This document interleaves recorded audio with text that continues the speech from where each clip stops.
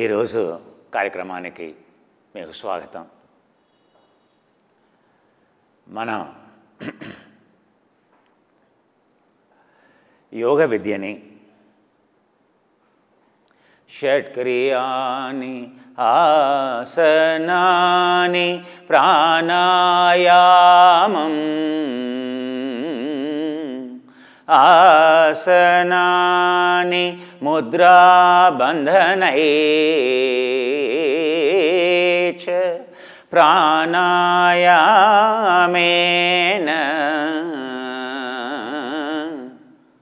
ధారణ ధ్యాన సమాధి హఠయోగముచ్యతే.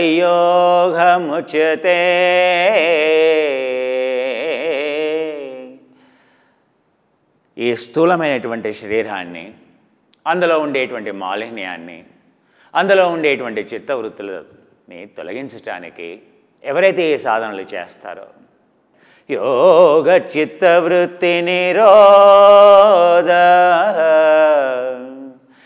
నీ యొక్క వ్యధకి కారణం ఆ కణజాలంలో ఉండేటువంటి ఆ డిఎన్ఏ ఆర్ఎన్ఏ లెవెల్లో ఉందయ్యా.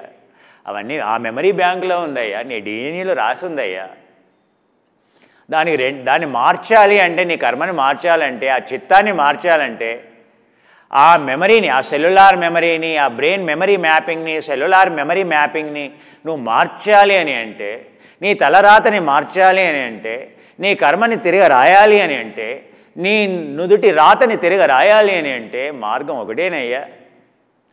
ఇగో ఆ చిత్తంతో పనిచేయాలి. చిత్తంతో మాత్రమే పనిచేయాలి. ఇంద్రియ నిరోధ యోగ యోగ ఇంద్రియ నిరోధ అని చెప్పలేదే పతంజలి. యోగ మనః నిరోధ అని చెప్పలేదే పతంజలి. బుద్ధి నిరోధ అని చెప్పలేదే పతంజలి. ఏం చెప్పాడయ్యా పతంజలి? యోగ చిత్తవృత్తి నిరోధ అనే చెప్పాడు కదయ్యా. సో ఆధ్యాత్మికతలో, యోగాలో ఎక్కడ ఉండదయ్యా, డౌటే ఉండదు. ప్రతిదీ స్పష్టంగా నిర్వచించబడేదే సూత్రం అంటాం, ఫార్ములా అంటాం. ఫార్ములాలోనే లోపం ఉంటే ఇంకా నువ్వు జీవితంలో ఏం సాధిస్తావయ్యా? E=mc² అనేటువంటి దాంట్లోనే లోపం ఉంటే, నీకు దాంట్లో ఉంటే దాన్ని ఈరోజు ఈ టెక్నాలజీ ఉండేదే కాదు కదా. అందుకే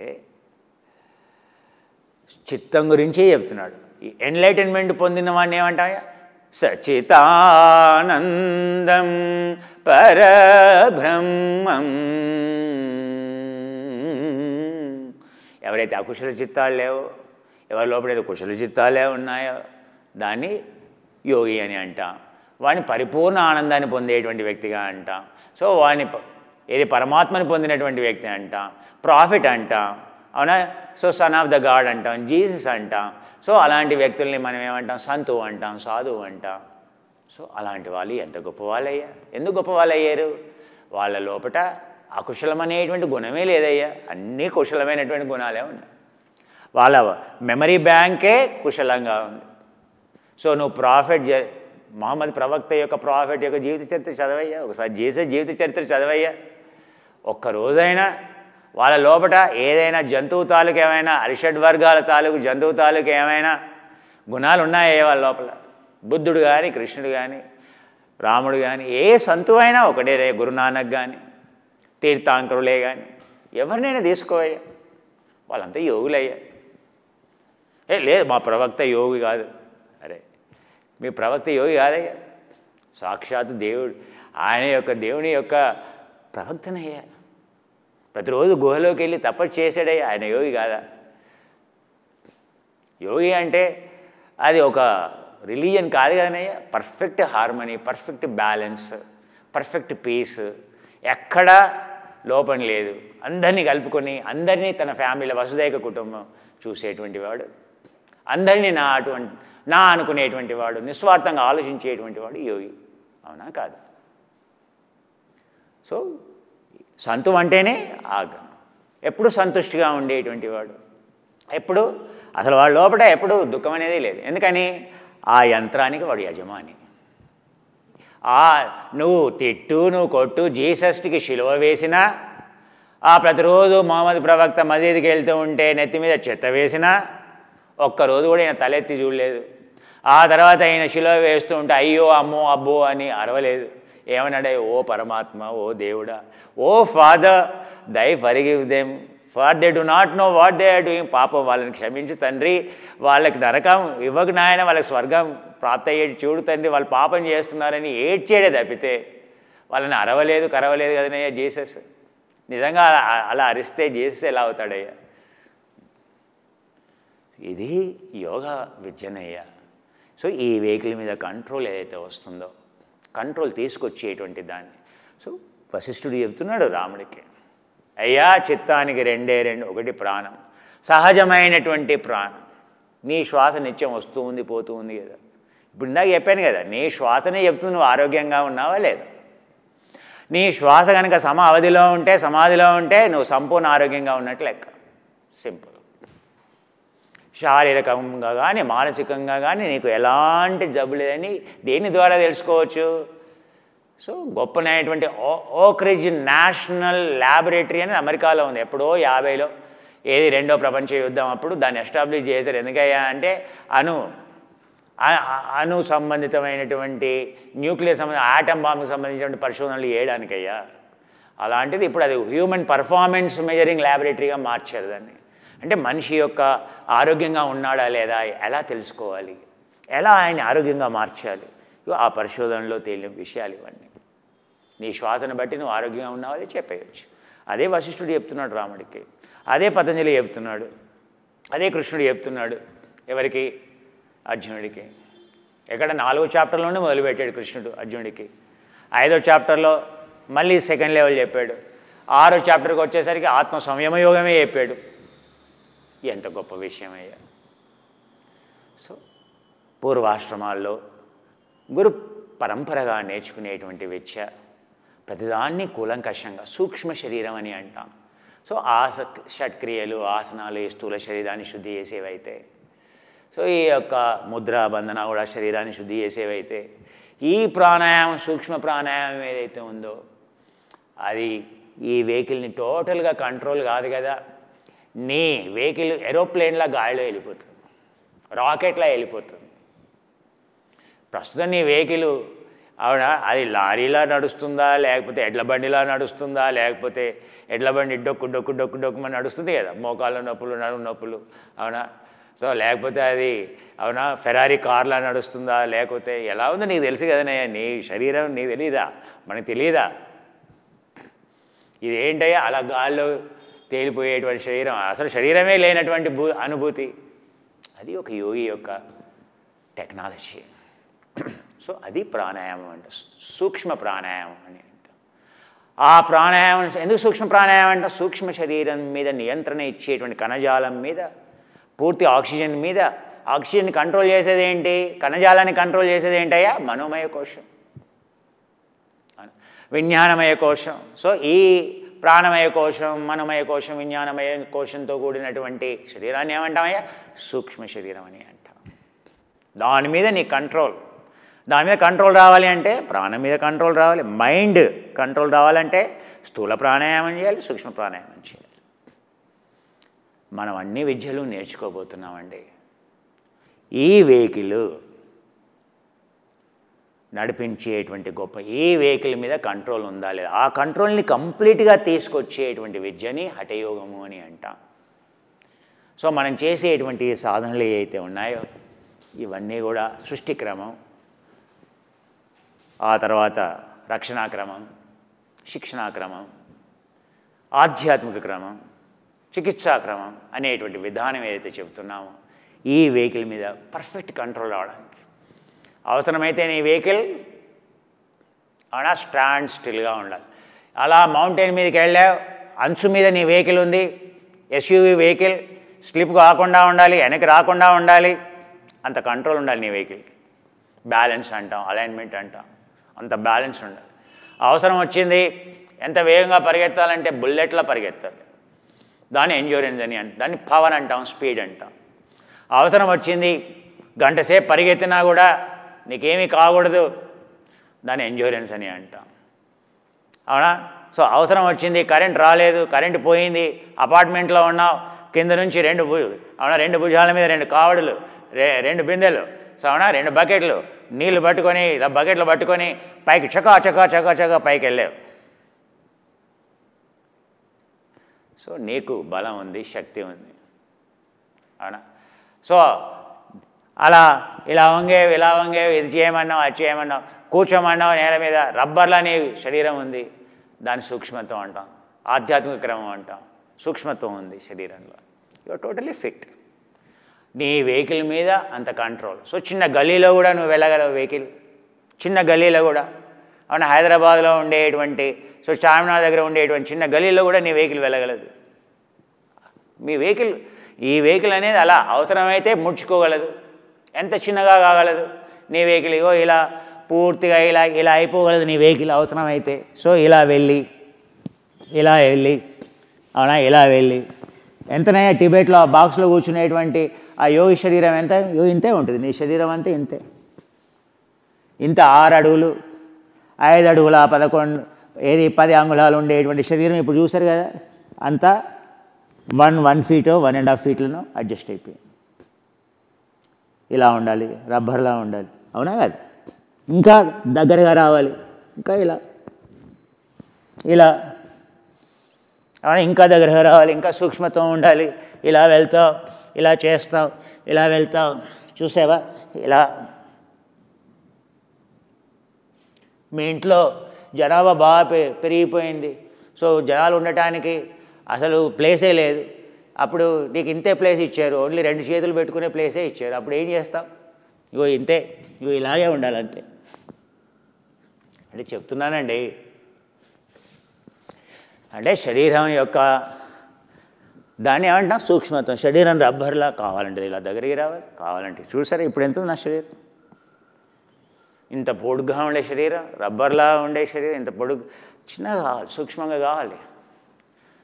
ఆంజనేయుని అంటాం కదా, సో అతుల వితుల బలధామ అంటాం కదా. అవునా? సో ఆయన శరీరం అవసరమైతే సూక్ష్మమైందంట, ఆయన శరీరం అవసరమైతే పెద్దగా అయిందంట. సో హఠయోగ సాధన చేసేట, అది హఠయోగ సాధన అండి.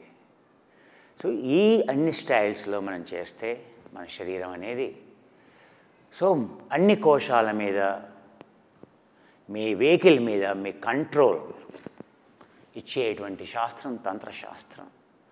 ఆ తంత్రశాస్త్రం సరిగ్గా నిజంగా కనుక మీరు సాధన చేస్తే మీ వెహికల్ అబ్సల్యూట్లీ, మీ వెహికల్ ఒకటి చెప్పాను కదా, ఫ్యూయల్ బాగా ఉండాలి, సర్వీసింగ్ ఉండాలి.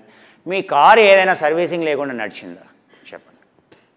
ఏ కార్ అయినా, బైకే కావచ్చు, కారే కావచ్చు, లారీ కావచ్చు, విమానమే కావచ్చు.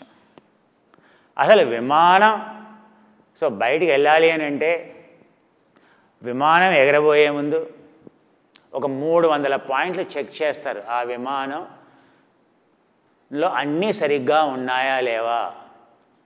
అప్పుడు గ్రౌండ్ స్టాఫ్, ఆ గ్రౌండ్ ఇంజనీర్ ఎవరైతే ఉంటాడో అతను సర్టిఫికెట్ ఇచ్చిన తర్వాత దిస్ ఫ్లైట్ ఈజ్ ఫిట్, ఈ విమానం ఇప్పుడు ఇక్కడ నుండి విజయవాడకి వెళ్ళడానికో ఢిల్లీ వెళ్ళడానికో ఇక్కడ నుండి వెళ్ళడానికి రెడీగా ఉంది, ఫిట్ ఉంది అని అన్న తర్వాతనే, సైన్ చేసిన తర్వాతనే ఆ విమానంలోకి పైలట్ వెళ్తాడు. అప్పటి వరకు పైలట్ కూడా వెళ్ళడు ఆ విమానంలోకి. ప్రతిసారి చెక్ చేయాల్సిందే. కనీసం ఒక 300 పారామీటర్, 300 విషయాలు. మరి నీ యొక్క వెహికల్ ఆరోగ్యంగా ఉందా లేదా అని చెక్ చేసుకోవడానికి నువ్వు ఎన్ని పారామీటర్లు చెక్ చేస్తున్నావు? సో అలా నీ వెహికల్ సర్వీసింగ్ లేకుండా నడుస్తుందా, నడవదు. సో ఈ వెహికల్కి మరి నీ వెహికల్లో ఎన్ని ఉన్నాయి, కదిలే భాగాలు ఎన్ని ఉన్నాయి? మహా అయితే నీ బైక్ అనుకో 20 కదిలే భాగాలు కూడా లేవయ్యా. అదే నీ కార్ అనుకో మహా అయితే మ్యాక్సిమం ఎన్ని కదిలే భాగాలు ఉన్నాయంటే ఒక 130 కదిలే భాగాలు ఉన్నాయి. నీ శరీరంలో ఎన్ని ఉన్నాయో కదిలే భాగాలు చెప్పు. 720 కదిలే భాగాలు ఉన్నాయి, 360 కీళ్ళు ఉన్నాయి. సో ఈ కదిలే భాగాలు ఎన్ని పెరుగుతూ ఉంటే దానికి అంత మెయింటెనెన్స్ అవసరం, దానికి అంత సర్వీసింగ్ అవసరం. సో నీ వెహికల్కి సర్వీసింగ్ చేయకుంటే నడిచిందా? సర్వీసింగ్ ఇవ్వలేదు, 2 నెలలు అయింది, 3 నెలలు అయింది, 4 నెలలు అయింది, 5 నెలలు అయింది, 6 నెలలు అయింది, 7 నెలలు అయింది, ఏమవుతుంది అయ్యా? సో రోజు మధ్యన వెళ్తుంటే స్టార్ట్ కావదు, ఆ తర్వాత ఆగిపోయింది. సో రోడ్డు మధ్యలో ఆఫీస్కి వెళ్ళాలి. సో అది నేను మోయేదు. ఇక నువ్వు దాన్ని నెట్టుకుంటూ చెమటలు కారుతున్నాయి, అవునా? నెట్టుకుంటూ అది నేను మోయేదు, నువ్వు అది మోయాలి. ఎప్పుడు నువ్వు సర్వీసింగ్ చేయకపోతే. ఇప్పుడు మన పరిస్థితి అదే కదా. అప్పుడు ఏం చేస్తావు? ఎక్కడికి తీసుకెళ్తావు? మెకానిక్ దగ్గరికి తీసుకెళ్తావు. సో నీ వెహికల్ ట్రబుల్ ఇచ్చింది, నువ్వు సర్వీసింగ్ చేయలేదు, అప్పుడు ట్రబుల్ ఇచ్చింది, నువ్వు కూడా మెకానిక్ దగ్గరికి వెళ్తావు. మన మెకానిక్ ఎవరయ్యా? డాక్టర్. నువ్వు అంటే డాక్టర్. ఇక డాక్టర్ ఏముంది? డాక్టర్ నువ్వు అసలు ఫారిన్లో పుట్టుంటేనేమో అసలు డాక్టర్ అపాయింట్మెంట్ దొరకడమే కష్టం. కనీసం ఈ వెహికల్ గురించి ఏమైనా అయితే డాక్టర్ అపాయింట్మెంటే దొరకదు, 2 నెలలు వెయిట్ చేయాలి. మళ్ళీ అది కూడా డాక్టర్ దగ్గరికి వెళ్తే ఉట్టి పంటి పరీక్ష చేయాలంటేనే $1,400 అంటాడు. ఉట్టి పంటి పరీక్షనయా? పన్ను ఏదో నొప్పి వచ్చింది లోపల ఏదో తీయాలి అని అంటే $1,100, $1,400 అంటాడు. మనకి ఇండియాలో ఏంటంటే ఏమైందంటే, సో వైద్యం నారాయణ అని మన వైద్యులు ఇండియాలో ఏంటంటే దేవుళ్ళలాగా అయిపోయారు. అందుకని ఏంటంటే ఏమైంది సార్, అక్కడ డాక్టర్ ఉంటాడు, డాక్టర్ దగ్గరికి ఎప్పుడంటే అప్పుడు వెళ్ళిపోవచ్చు డాక్టర్ దగ్గరికి. ఏమైంది? మన మెకానిక్ ఎప్పుడు అవైలబుల్. ఏమైనా పంపు పని చేయట్లేదు, వెళ్ళి డాక్టర్ దగ్గర. ఇక డాక్టర్ చూసే ఇక డాక్టర్ దగ్గర వెయిట్ చేస్తే అయిపోయి a new product. The other day I was told you that in America they discovered zeta protein that controls one of the arthritis. In arthritis, joint inflammation, in every autoimmune disorder. Autoimmune disorders are many. So the zeta protein, that vaccine may come, it may work or not, but I have already made the zeta. Those peptides we have already sequenced, we have already found, and then we made accordingly the aminopeptide complex. This is the zeta aminopeptide complex. This zeta aminopeptide complex, whatever the joint problem you have, suppose Astika Dantamrutam, joint formula, if it has not helped you, then remember, this will help you. So along with them, immediately you will find within 2 days, because as I told you, Srilata Reddy, she has been suffering from, so her arthritis problem. She found, when I made it and I gave her, more than 1 month now she has been using it, she found great relief, free from the pain. So it is helping. This one product helped her. That's why after trying it for 1 month, I am bringing it to you. A limited edition, 2 versions I will give you. This is the first version. So it is well absorbed, found in coffee flavor. It is in the form of, little bit of coffee flavor it is. Flavor is, so it is pure. So it helps you a lot, but it won't make you heat, etc. But you will find immediate relief in this. The entire formula we have written here. This is the latest joint arthritis. Anyone, any kind of arthritis you have, any kind of the joint problem you have. Not only that, you feel very energetic, you feel strength in your joints. This is the latest zeta amino complex. It also regulates your sugar, blood sugar. That's what we discovered, what we found. Myself, my colleagues, we all been using it, and we found very, very effective. Just 2 scoops, the recommended dose is, like in Amino 10 you have just 2 scoops, and it is half kg we are giving you, right? So these are all very expensive, but it working. That's the thing, is it is working.